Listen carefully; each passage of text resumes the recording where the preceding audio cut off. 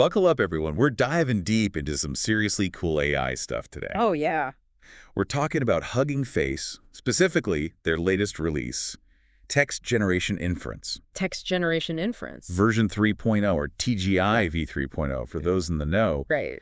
This thing is making huge waves, especially for folks working with large language models, your LLMs. LLMs, yep. By the end of this, you'll not only get what this tech does, but more importantly, why it matters to you. Even if all this AI jargon sounds like a foreign language. Exactly. We're breaking it down. It's about understanding the potential, right? Absolutely. The potential for everyone. Okay, so first off, the headline. 13 times faster. 13x speed increase over the previous version.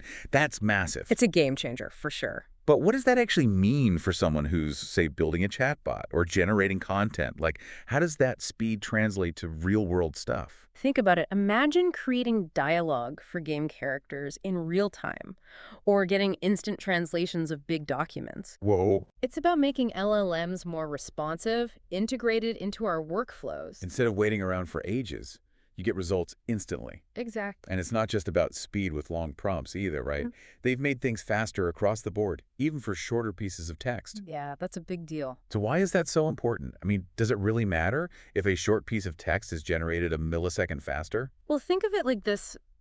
Different text lengths throw up different challenges for these models. It's like packing for a weekend trip, right? Small backpack versus a giant suitcase. Okay, I'm seeing the analogy here. Right. TGI v3.0 is built to handle both efficiently. Short tweet or a whole article, you get a performance boost. So it's like having the right tool for the job, no matter the size of the task. Precisely. Now, one of the features that really caught my eye is continuous batching. What's that all about? Can you break that down for me? Sure. Continuous batching basically streamlines the whole process. Think of it like a fast food drive-thru, okay? I like where this is going. Instead of doing each order one by one, you batch them up, right? The model handles multiple requests without stopping and starting all the time. Smart. So it's all about cutting down on wasted time, basically. Exactly. It's way more efficient. And then there are pre-fill optimizations, too. Pre-fill optimizations, how do those work? Well, it's kind of like giving the model a head start, like having the first few words of a sentence already filled in speeds up generation, might even make the results more accurate. Interesting. So it's like if you're writing an email and it auto-completes the sentence for you. Yeah, something like that. Okay, cool. Yeah. I also read about quantized models and tensor parallelism. Those sound pretty technical. Can you explain those in a way that even I can understand? Of course.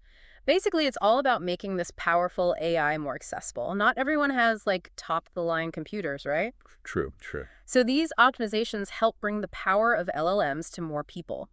Quantized models, for example, they sort of compress the model's size without losing too much accuracy. So they can run on less powerful machines. Yeah, exactly. It's like zipping a big file, Yeah. Makes it smaller, but you can still use it. I get it. So it's like democratizing access to AI in a way. Yeah, that's a great way to put it. They also talk about enhanced memory efficiency.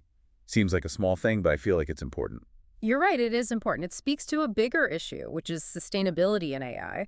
As these models get more and more complex, they eat up more resources. That makes sense. TGI v3.0's focus on memory efficiency, it's a step towards responsible AI development, right? So using resources wisely, minimizing the environmental impact. Exactly. And speaking of responsible AI development, Hugging Face is all about that open source approach, right? What are some of the other things they're doing in that space? Well, there's the FineWeb2 dataset. FineWeb 2, yeah. It's huge, massive collection of text data. How huge are we talking? Over 1,000 languages, almost 3 trillion words. Whoa. Imagine what you could do with that for language research. That's incredible. Making that kind of data public is a game changer. Oh, yeah, absolutely. And then there's SmolTools. SmolTools, I love the name. Right. It's a bunch of lightweight AI tools designed to run on devices that maybe don't have as much power. So even people without the latest and greatest tech can still use them. Exactly. It's about accessibility, making AI for everyone.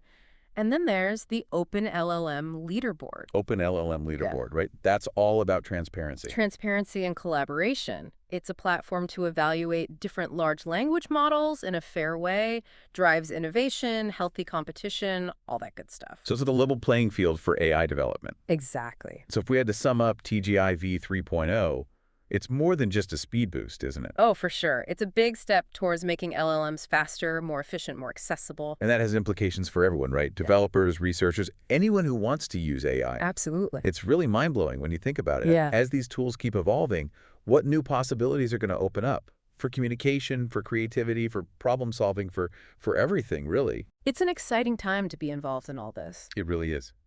What role will each of us play in shaping this future?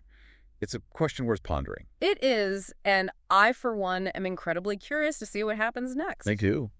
TGI v3.0 and other advancements like it, they're changing the world before our eyes, and that's pretty amazing to witness. It really is. Thanks for joining us on this deep dive, everyone. We'll catch you next time. See you then.